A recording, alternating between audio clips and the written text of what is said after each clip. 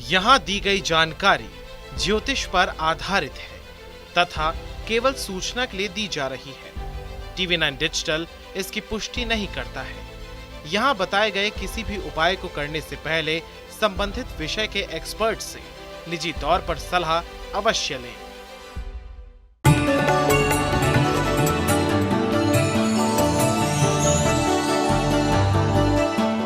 नमस्कार, astro science में आपका बहुत बहुत स्वागत है। मैं हूं आपके साथ कीर्ति अरोड़ा और मेरे साथ हैं एस्ट्रो साइंटिस्ट गुरुदेव जी वशिष्ठ जी। सर, आपका बहुत बहुत स्वागत है। माता रानी खुशियां दे, सदा सुखी रखे। माता पिता के बाद अगर सबसे बड़ा रिश्ता माना जाता है तो वो है पति पत्नी का।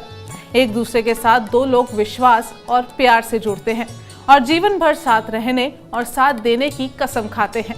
लेकिन क्या हो कि इस जीवन भर के रिश्तों में प्यार खत्म हो जाए और लड़ाई झगड़ा ही दरमियान रह जाए। ऐसे में पति पत्नी में रोज लड़ाई होने लगी है और आप परेशान हो गए हैं, तो कहीं मत जाइए, क्योंकि आपके रिश्ते को मजबूत बनाने का अचूक उपाय लेकर आए हैं हमारे एस्ट्रो साइंटिस्ट जी वशिष्ठ जी। इसके साथ साथ आपकी राशि के पूरे दिन का हाल भी हम गुरुदेव से जानेंगे। गुरुदेव, सबसे पहले हम जानना चाहेंगे कि पारिवारिक कलेश की वजह से पति पत्नी में अनबन हो गई है, दोनों अलग रहने लग गए हैं, तो इसके पीछे क्या कारण है और इसका क्या उपाय किया जा सकता है? इसके पीछे एक ही कारण होता है, राहु। और जन्म कुंडली के अंदर राहु तीसरे घर के अंदर उच्च के माने जाते हैं, लाल किताब के अनुसार। जब राहु के दुश्मन ग्रह, अब वो सूर्य भी है, मंगल भी है, बृहस्पति भी है, चंद्रमा भी है, ये सारे हैं। इन घरों के अंदर ये किसी खराब अवस्था के अंदर, कहने का मतलब लॉ वाइज ये अशुभ होकर के तीसरे घर के साथ अगर संबंध बनाते हैं, खास तौर पे मंगल जब तीसरे घर में होता है तो ये पति पत्नी को अलग रहने पे मजबूर कर देता है। जैसे ज़्यादातर वो फौजी लोग जो फ्रंट पे रहते हैं और बहुत साल घर पे नहीं आ पाते, या ज़्यादातर वो ड्यूटी के टाइम पे बल्कि हमेशा बाहर ही रहे हैं और बहुत ज़्यादा घर में आना जाना नहीं हुआ बेटा, वो मंगल 3 के कारण ही होता है। और ऐसी अवस्था में अब मान लो कोई फौज में नहीं गया, वो किसी और काम धंधे में लग गया और उनके भी मंगल तीसरे घर के अंदर है ही और अशुभ अवस्था में है, तो ये चाहे लड़का हो या लड़की हो, किसी न किसी की कुंडली के अंदर ये मंगल अशुभ होता ही होता है, ठीक है। और ये राहु को खराब कर रहा होता है। तो इस अवस्था के अंदर शादी होते ही घर वालों की वजह से, अपने कुछ विचारों की वजह से, विचार ना मिलने की वजह से आदमी अलग अलग रहने लगता है, ठीक है। तो इसको ठीक करना बहुत ज़रूरी होता है और ये इतना मुश्किल भी नहीं है। हमारे पास आए दिन ये केसेस आते हैं, उपाय करते हैं, मियाँ बीवी वापस मिल करके आते हैं, ठीक है। और ये लिखित डिवोर्स का भी घर है, अलग रहने का तो है ही, लिखित डिवोर्स का भी ये घर है, ठीक है।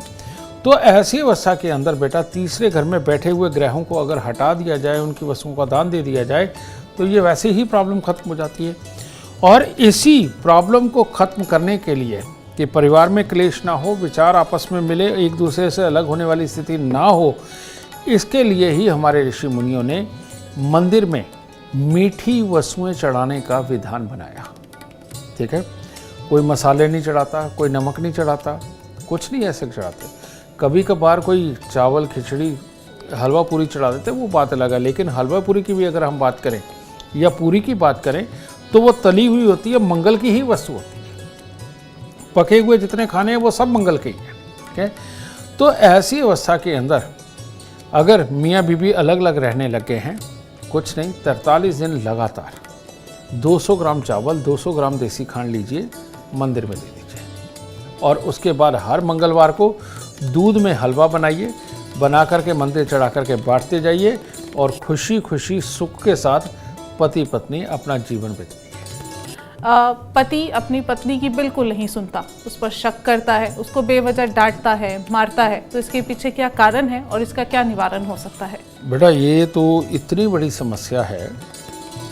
हमने अच्छे लोग, बहुत बार तो हमने बहुत बड़े बड़े अफसर जो दुनिया को चलाते हैं उनको इस हरकत को करते देखा है।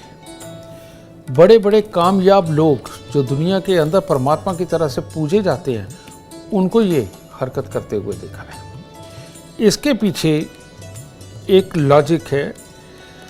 सूर्य और राहु ये जब आपस में मिलते हैं, शुक्र और राहु जब आपस में मिलते हैं, ये सूर्य राहु का मिलना, शुक्र राहु का मिलना, इसका काम है प्रसिद्धि दिलवाना। ये नेगेटिव भी हो सकती है, ये पॉजिटिव भी हो सकती है। ठीक है, तो ऐसी अवस्था में पॉजिटिव वाली प्रसिद्धि इन लोगों को बाहर मिल जाती है, काम काज के लिए कामयाबी जीवन के अंदर मिल जाती है, और नेगेटिव वाली इनको घर पे मिलती है। और ये दोनों ही अवस्थाएं खराब अवस्था में हो, यानी बहुत ज़्यादा खराब है, जहाँ पर दोनों ही ग्रह शुभ माने जाते हैं, तो आदमी कामयाब भी नहीं होता, और साथ में इस तरह के हालात भी होते हैं, शक के, वहम के, और घर के अंदर मारपीट, कलेश के, और छोटी छोटी बात के ऊपर टोका टाकी होती है कि फलाने से क्यों बात करी, फलाना तेरे को क्यों देख रहा था, फलाने ने ऐसा क्यों तेरे को कहा। ये छोटी छोटी बात को पकड़ करके घर में कलेश होते हैं, लेकिन इन सब के पीछे एक ही रीज़न होता है, वो होता है राहु। ठीक है, जो विचारों का कारक है, जो ना देखी हुई बात को भी ऐसे करता है जैसे उसने देखा, समझना, तो वो राहु ही करवाता है। और इस राहु को ठीक करना बहुत ज़रूरी है।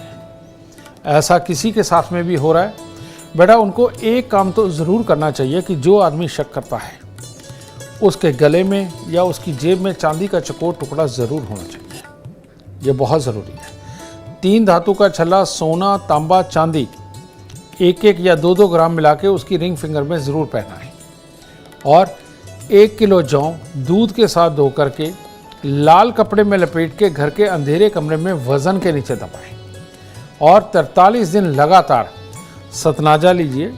सतनाजे को पिसवा करके उसकी रोटी बनाएं। रोज़ की 3 रोटी बना लीजिए, और 3 रोटी बना करके टुकड़े टुकड़े करके बाहर पक्षियों को खिलाना शुरू कर दीजिए। 43 दिन ये कराने के बाद में हर बुधवार को यही सतनाजे की रोटियां बनानी है, और बना करके बाहर पक्षियों को डालते जाइए। ये शक वहम की स्थितियां बिल्कुल ख़त्म हो जाएंगी। और अगर बहुत जल्दी असर लेना हो तो जिस कमरे के अंदर आप सोते हैं, चांदी के बर्तन के अंदर शहद भर के आप उस कमरे के अंदर रखिए। देखिए बहुत जल्दी ये बीमार मानसिकता खत्म हो जाएगी और जीवन खुशहाल होने लगेगा। दर्शकों को आपने बता दिया कि पति मनमानी करता है तो क्या करना चाहिए, और अगर अब पत्नी मनमानी कर रही है, किसी की नहीं सुनती, सिर्फ अपनी चला रही है, तो पति क्या उपाय करे, ये बताएं। जो औरतों की मांग के अंदर सिंदूर का विधान बनाया गया, जो औरतों के माथे पर लाल बिंदी का विधान बनाया गया, वो इसी अवस्था को देख करके बनाया गया। औरत में एक बहुत बड़ा गुण होता है, और वो होता है उसकी सहन शक्ति या उसकी मनमर्जी। सहन शक्ति, जितना दुख तकलीफ अपने जीवन काल के अंदर फिजिकली और मेंटली औरत पाती है, और कोई नहीं इतना झेल सकता, मर्द तो कभी भी नहीं झेल सकता। और मेंटली वो इतनी स्ट्रांग होती है कि पूरी दुनिया के मर्द औरत के इशारे पे ही चलते हैं, चाहे वो इंसान हो या जानवर। ठीक है, ये जो ताकत है, ये औरत को परमात्मा ने बिल्कुल अलग से दे रखी है। और ये कहीं ताकत बिगड़ जाए तो बिगड़ती कैसे है। जब भी कोई औरत अपने बालों को तरह तरह के रंग के अंदर रंगने लगे, तो उनके राहु हावी हो जाता है। और जब भी कोई औरत अपने मांग के सिंदूर या माथे पे लगने वाली बिंदी को कई कलरों के अंदर लगाने लगे, तो बेटा राहु जाग जाता है। इसीलिए एक सुहागन को लाल सिंदूर ही एक तरह का उसके लिए निमित्त किया गया है कि वही मांग में लगेगा, वही बिंदी में लगेगा, कोई और नहीं रखा गया। लेकिन बहुत सारी औरतें रंग बिरंगी बिंदियाँ लगाती हैं। ये जो लगता है बेटा, हमारे पास 3 दिमाग होते हैं, एक राइट, एक लेफ्ट और एक ये आगे का। राइट जीनियस का जागता है, लेफ्ट लगभग सबका होता है, किसी का कुछ कम, किसी का कुछ ज़्यादा। ये आगे वाला दिमाग हमेशा सोया रहता है। लेकिन औरतों के मंथली साइकिल की वजह से इस मामले में थोड़ी कमज़ोरी होती है औरतों में, जिसके कारण ये आगे वाला दिमाग जगने की काफ़ी उम्मीद हो जाती है, जिसके कारण औरत के अंदर गुस्सा, मनमर्जी ये सब बढ़ता है। ठीक है, तो हमारे ऋषि मुनियों ने ये देखा कि अगर इस जगह पर ही हम वो सिंदूर जिसके अंदर की कोई कीड़ा नहीं पड़ सकता है, जो शुद्ध माना जाता है, जो शुद्धता का वातावरण रखता है, अगर इस हिस्से को हम मंगल से दबा के रखेंगे तो कभी जिंदगी के अंदर ये राहु हावी नहीं हो सकता। इसी रीज़न की वजह से मांग के अंदर लाल सिंदूर और लाल बिंदी लगाने का विधान बनाया गया। तो करना क्या है, जो औरतों का भी ये राहु जाग जाता है वो अपनी मन मर्जी पे चलती हैं, किसी का भी दखल बर्दाश्त नहीं करती, और अगर जरा से कोई उनको रोकने टोकने की कोशिश की जाए तो बहुत ही प्रचंड रूप दिखाती है। ये बात सत्य है। इन लोगों को ठीक करने के लिए 43 दिन लगातार 500 ग्राम जौ दूध के साथ धो करके जल प्रवाह कर दीजिए। ठीक है, काले और नीले रंग के कपड़ों को वर्जित कर दीजिए, और बस अगर कुंवारी है तो सिंदूर की बिंदी, और अगर ब्याता है तो सिंदूर की बिंदी और सिंदूर मांग के अंदर भरना शुरू करें। ये प्रॉब्लम बिल्कुल ख़त्म हो जाएगी। और जल्दी ख़त्म करना है तो हर रोज़ उनको दूध के अंदर आधा चम्मच शहद घोल के उनको पिलाना शुरू करिए। बहुत जल्दी ये राहु चला जाएगा और ज़िंदगी में सुख आएगा। गुरुदेव, मेरा आपसे सवाल है, आजकल प्रेम विवाह का चलन हो गया है जिसके चलते कुंडली मिलाई नहीं जाती, तो इसके पीछे क्या कारण है जिस वजह से आज तलाक के केसेस बहुत ज़्यादा बढ़ रहे हैं? तो कुंडली मिलाते समय कौन से गुणों को देखा जाता था कि तलाक ना हो और शादीशुदा जिंदगी अच्छी चले? कुंडली मिलान का तलाक से, अफेयर से कोई लेना देना नहीं है। कुंडली के अंदर जो गुण मिलाए जाते थे वो गुण होते थे आदमी और औरत की फिजिकली और मेंटली ताकत को जांचने के लिए, उसके खास गुणों को जांचने के लिए। गुण कोई भी हो, एक्स्ट्रामैरिटल अफेयर, तलाक, कुछ भी कभी भी संभव है। ठीक है, इसके पीछे रीज़न क्या है? इसके पीछे रीज़न होता है अपनी पसंद। ठीक है, जिस भी जातक की जन्म कुंडली के अंदर 5वां घर बहुत एक्टिव होगा, समझे, वो इंसान के तलाक के चांसेस हो ना हो, लेकिन उसकी अट्रैक्शन दूसरी जगह जरूर बनती है। अब ये अट्रैक्शन का ही घर है 5वां। तो ऐसी अवस्था में जितने भी लोग लव मैरिज करते हैं उनमें से एक या दोनों की कुंडली के अंदर 5वें घर के अंदर कोई ना कोई ग्रह उन्हें अटैक करने के लिए बैठाया होता है, यानी बैठा होता है, तभी वो जुड़ते हैं आपस में। यही रीज़न है कि कईयों का यही ग्रह बहुत देर के बाद आएगा, तो तब तो चल जाएगा, लेकिन ये हर तीसरे, चौथे, 5वें साल अगर आने लगे, जो एक कुंडली के लॉ के हिसाब से होता है, ज्योतिष के लॉ के हिसाब से होता है, तो शादी, लव मैरिज करने वालों की दोबारा शादी होती है, दोबारा के बाद तीसरी जगह भी कहीं ना कहीं जुड़ती है। ये बार बार होता है जीवन में, और ऐसा हमने एक बार नहीं, हजारों कुंडलियों के ऊपर प्रैक्टिकली देखा है। ठीक है, इसीलिए मैं एक ही बात कहना चाहूँगा, ये बहुत बड़ी प्रॉब्लम है। अब ऐसे में हम देखते हैं कि वो आते हैं, म्यूचुअली डिवोर्स लेते हैं, अलग हो जाते हैं, समझे, म्यूचुअली आपस में बात करके अलग हो जाते हैं, और कई एक दूसरे की जान को इतना पंखा डाल देते हैं, अगर तीसरा घर भी एक्टिव हो, कि ना अलग होते, ना छूटते, ना छुड़ाते, तो वो ज़िंदगी को ख़राब करते चले जाते हैं। ऐसी अवस्था में सबसे उत्तम है गुण मिलाने की जरूरत नहीं। जब आपने कुछ और देखा ही नहीं तो और क्या देखना है? ठीक है, फिर तो हो गई शादी। अब आपको एहतियात क्या करनी है? अगर आपने लव मैरिज करी है तो आपको देखना है कि आपकी जन्म कुंडली के 5वें घर के अंदर कौन सा ग्रह है। वो कोई भी हो सकता है, सूर्य नहीं होगा, खैर मैं मान रहा हूं, बाकी कोई भी ग्रह हो सकता है। 5वें घर के अंदर जो भी ग्रह बैठा हुआ हो, उसकी वस्तुएं बड़े आराम से पंचांग में मिल जाती है। पास के पंडित जी भी बता देंगे, नहीं तो हमारे यहाँ आप आचार्यों को कॉल करके ये पता कर सकते हैं कि 5वें घर के अंदर कौन सा ग्रह बैठा है और उसकी वस्तुएं क्या है। आप हमारे यहाँ वॉकिंग भी आ सकते हैं, आकर के आराम से तसल्ली से हमारे आचार्यों से बात करके जाइए। 5वें घर के उन ग्रह की वस्तुओं को लेकर के आप पहले कुछ दिन लगातार, जैसे 9 दिन 11 दिन लगातार दे दीजिए मंदिर में। उसके बाद जो वो ग्रह बैठा, मान लो शुक्र बैठा है तो शुक्रवार को बुध बैठा है, तो बुधवार को बृहस्पति बैठा है, तो बृहस्पतिवार को मंगल बैठा है, तो मंगलवार को, ठीक है, उस बार को वो चीज़ें आप मंदिर में देते चले जाएं। अगर ये आप कार्य करते हैं तो आपकी लव मैरिज कभी भी खराब नहीं हो सकती। पर अगर ये नहीं किया तो बेटा लव भी कर लिया, मैरिज भी हो गई, दोबारा भी लव हो सकता है, तो वो कारण इस चीज़ का बन सकता है। गुरुदेव, अभी आपने बताया कि एक्स्ट्रा मैरिटल अफेयर पति पत्नी दोनों में से किसी का भी हो गया हो तो क्या एहतियात बरती जा सकती है, क्या उपाय किए जा सकते हैं? बेटा, उपाय तो बाद की बात है जब ये सब कुछ हो जाता है।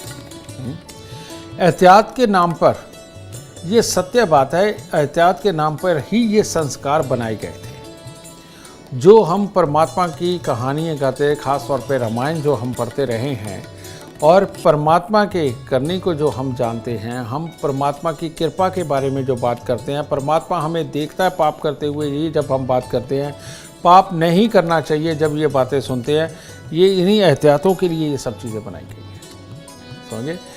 इसे एक पंजाबी में शब्द बोलते हैं मन समत्या, यानी कि संस्कार ऐसे बच्चे को शुरुआत से ही देने चाहिए कि उसको परमात्मा का आभास रहना चाहिए। आप मानते हो, ज़्यादातर दुनिया आजकल मान रही है कि परमात्मा नहीं होता, चलो मान लीजिए, लेकिन अगर ये संस्कार देने से, अगर ये बात मनवाने से ज़िंदगी के बहुत बड़े बड़े दुखों को दूर किया जा सकता है कि एक अच्छा इंसान बनाने के लिए इन संस्कारों में बच्चों को हम लेकर के जाते हैं, तो बेटा ये प्रॉब्लम ही ख़त्म कर देता है ना। तो इसीलिए बच्चे की पहली साल की उम्र, दूसरे साल की उम्र, तीसरे साल की उम्र, 5वें साल की उम्र से ही उसको परमात्मा की तरफ का रुझान दो। पूजा पाठ के अंदर वो छोटी उम्र से ही रहे, उसके पास से ख़ास तौर पे इन खास परमात्माओं के दिनों में उसको तैयार करना शुरू करो। उसको भी ये चाव लगे कि ये दिन आएंगे और हम तैयार होंगे, इस दिन हमें भी मिठाइयाँ मिलेंगी, इस दिन हम भी वो ढोलकी बजाएंगे, छेना बजाएंगे, परमात्मा का नाम लेंगे, गायन गाएंगे। तो बेटा ये जो संस्कार जब अंदर जाते हैं, ये लोग कभी भी इस तरह की लाइफ में दोबारा गलती नहीं करते हैं, क्योंकि ये आदत डालने के ऊपर होता है। ठीक है? रियलिटी में इस दुनिया के अंदर आप अगर एक बात को सोचें कि ये फलाना धर्म है, ये फलाना धर्म है, वो भी देखो जी रहे हैं और अच्छी ज़िंदगी जी रहे हैं, ये भी देखो जी रहे हैं, अच्छी ज़िंदगी जी रहे हैं। रियलिटी में संस्कार बनाए गए हैं, एक हदें बनाई गई हैं कि इन हदों को पार नहीं करना। तो ये परिवार के संस्कार होते हैं, परिवार के अंदर जुड़कर ही इनका निवारण किया जा सकता है, वही अपने संस्कारों से बच्चों को सिखा सकते हैं। बाकी अगर ग्रह खराब हो तो बेटा उसका इलाज करना तो वो तो बाद का ही काम होता है, पहले किसको सुध आती है कि पहले ही उपाय करने हैं। अच्छा ये रहेगा, बच्चों को काले नीले रंग से दूर रखें, समझ गए, और तरह तरह की चीज़ें प्रयोग करने से मना करें।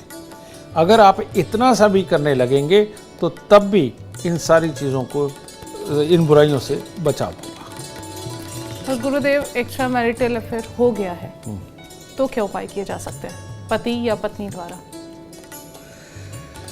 आजकल ये चीज़ें ज़्यादा मिल रही हैं। इसके अंदर देखिए, मियाँ बीवी दोनों आते हैं, उसमें हम देख के थोड़ा सा घुमा के पूछते हैं कि कई बार दूसरे जोड़े को नहीं पता होता, लेकिन आजकल ये इतनी आम चीज़ हो गई है कि सामने वाला साफ ही बता देता है कि नहीं मुझे पता है इसका ये हो गया था, समझिए, लेकिन आगे से ना हो। ये सच बात है, समाज बहुत तेज़ी से बदल रहा है, बहुत तेज़ी से इसमें ये कुछ बुरी चीज़ें आ रही हैं। ये ना आए इसके लिए सबसे उत्तम एक ही चीज़ है बेटा, कि मंगलवार का दिन इसको खास जानो, और मंगलवार या शुक्रवार पति पत्नी दोनों मिलकर के कुछ भी मीठा जो भी है, मिश्री हो, पतासे हो, चावल हो, मीठे चावल बना करके, हलवा बना करके, बेटा ये मियाँ बीवी दोनों या तो मंगलवार के दिन या शुक्रवार के दिन या दोनों ही दिन मंदिर इकट्ठे जाएं सुबह, और ये मीठा चढ़ा करके वहाँ से आशीर्वाद लेके, परमात्मा का तो आना ही है, पंडित जी के खास तौर पे पाँव हाथ लगा करके उनको मुंह से मांग करके कहें कि हमारी जोड़ी सदा सलामत रहे और ज़िंदगी के अंदर हम कभी अलग ना हों, ऐसा आशीर्वाद दे और सौभाग्य हमारे घर में वास करे। बेटा ये लोगों को बड़ा अटपटा लग सकता है, पढ़े लिखों को, कि इससे क्या होगा, लेकिन एक बार अपने घर पे बेकार की चीज़ समझ के आजमा के देख लीजिए। एक साल में जो फ़र्क नज़र आएंगे ना, आपको तब आभास होगा कि वाकई में परमात्मा और आशीर्वाद दोनों ही काम करते हैं। तो ज़रूर आजमा के देखिएगा। बिल्कुल, गुरुदेव के बताए उपाय जरूर आजमा के देखिए, क्योंकि इसी से आपके जीवन में सुख, समृद्धि और संपन्नता आएगी। आप भी जीवन में सफलता चाहते हैं, अपार धन और लाभ चाहते हैं, तो गुरुदेव के बताए उपाय जरूर करें। उम्मीद करते हैं आपको आज का विषय पसंद आया होगा। कल आपके सामने लेकर आएंगे एक और विषय जो आपकी कॉम्प्लिकेटेड लाइफ को बना देगा आसान और खुशियों से भरपूर। अगर आप हमारे गुरुदेव से मिलना चाहते हैं या पर्सनली बात करना चाहते हैं तो हमें कॉल करें। हमारा नंबर है 9999900522। आप भी जीवन में सुख, समृद्धि और खुशहाली चाहते हैं और चाहते हैं कि आपके दुखों का हमेशा के लिए अंत हो जाए। इसके लिए एस्ट्रो साइंस ऐप डाउनलोड करना बिल्कुल न भूलें। फिलहाल समय हो गया है आपसे इजाजत लेने का। आप बने रहें हमारे साथ और हमारे एस्ट्रो साइंटिस्ट गुरुदेव GD वशिष्ठ जी के साथ देखना ना भूलें एस्ट्रो साइंस, रोजाना सुबह 8 बजे। नमस्कार।